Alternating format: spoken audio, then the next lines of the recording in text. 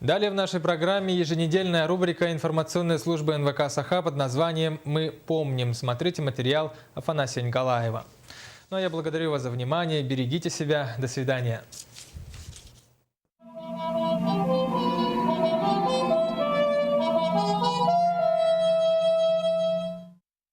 В первые годы войны, когда германская военная машина вплотную подошла к Москве и Волге, прорвалась к Кавказу, Черному морю и взяла в кольцо Ленинград, за линией фронта осталось более 70 миллионов советских граждан. До победы дожил только каждый пятый.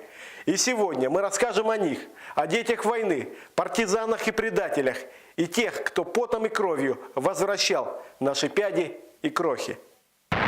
В ходе наступления вермахта Молдавия, Белоруссия, Украина, Эстония, Латвия, Литва и 13 краев и областей РСФСР оказались под контролем врага. В Советском Союзе оккупация была далеко не той, как во Франции или даже соседней Польше. Речь шла о планомерном истреблении целых народов, подчинении всей инфраструктуры во благо Рейха.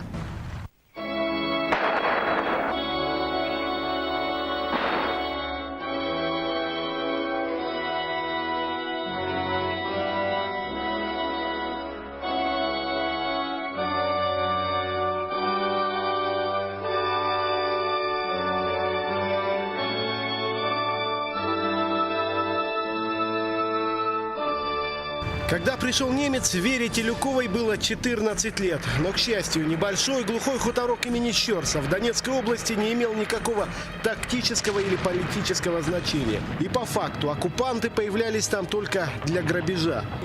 Захотел что-нибудь, захотели что-нибудь, какая-нибудь компания, придут к хозяину, в сарай зайдут, корову убьют, разрежут там, какие им куски не надо, и ушли. Вот так и жили, скрывались. В хуторе новые хозяева даже установили власть. Старостой назначили местного многодетного отца. И вдали от райхскомендатуры и глаз полицаев и бандеровцев он как мог помогал землякам. Полицай был дядя Миша. У него было 9 душ детей, свои дети. И его не брали в армию из-за детей. Так он вот так, у кого коровка осталась, а детей много во всем поселке, во всем хуторе, прикреплял. Вот тому там пол-литра в день, а тому литр надо, а тому того. И вот так вот распределял. Так неплохо было. Но староста дядя Миша лишь счастливое исключение. Во время оккупации не только в Донецкой области, по всей Украине шла мощная работа по привлечению населения в части СС, АУН и вспомогательную полицию. Как правило, к ним шли бывшие уголовники, военнопленные и убежденные враги советского режима.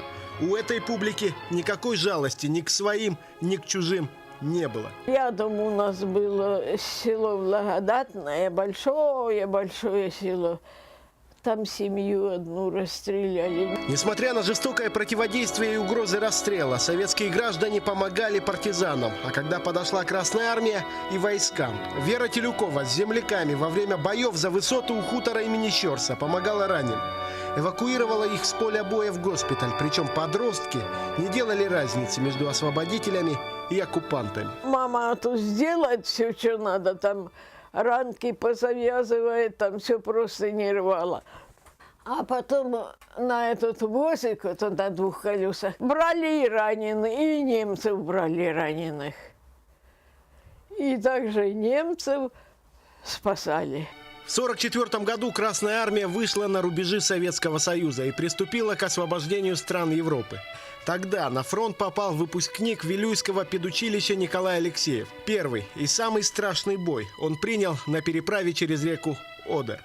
У него была не боязнь того, что погибнуть, да, у него единственное была боязнь того, что он утонет, потому что он не умел плавать.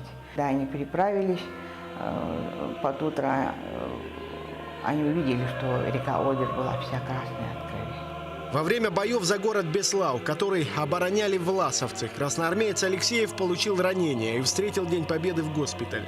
Но война для него еще не закончилась. Он воевал на Украинском фронте. И, значит, после окончания войны 1945 года он был направлен в рамках освободительных войск в Западную Украину на искоренение бандеровцев. Бандеровцы были куда более страшным врагом, чем немцы. Николая Алексеева и его товарищей обстреливали из засад, в спину. Враг мог скрываться под любой личиной. Причем с лояльными советской власти украинцами бандеровцы расправлялись с особой жестокостью. Однажды подразделение сержанта Алексеева обнаружило семью председателя колхоза, распятую по стенам хаты, от мала до велика. Несмотря на угрозы, большинство жителей Львовской области помогало красноармейцам, причем зачастую рискуя жизнью. Значит, его отправили за хлебом. Там, значит, для советских войск готовили, пекли хлеб. И когда он зашел, там украинка такая, говорит, большая, дородная, он сказал, что хлопчик пришел, надо было попозже. И она спрятала его за дверью, и сама встала к двери, и тут вошли бандеровцы, они набрали хлеб, и они ушли. После этого эта женщина его вытащила и сказала, откуда же тебя такого откопали маленького, ты кто такой? И тогда вот отец всегда рассказывал, что отношение местных жителей к советским войскам было очень дружелюбное. Глядя на то, что происходило на оккупированных территориях Украины в годы войны, и сейчас невольно проводишь параллели. Те же бандформирования с громкими названиями. Тогда Нахтигаль, Роланд и дивизия СС Галиция. Сейчас Азов, Айдар и Хортица. Те же одиозные лидеры с громкими воззваниями о самостийности и незалежности.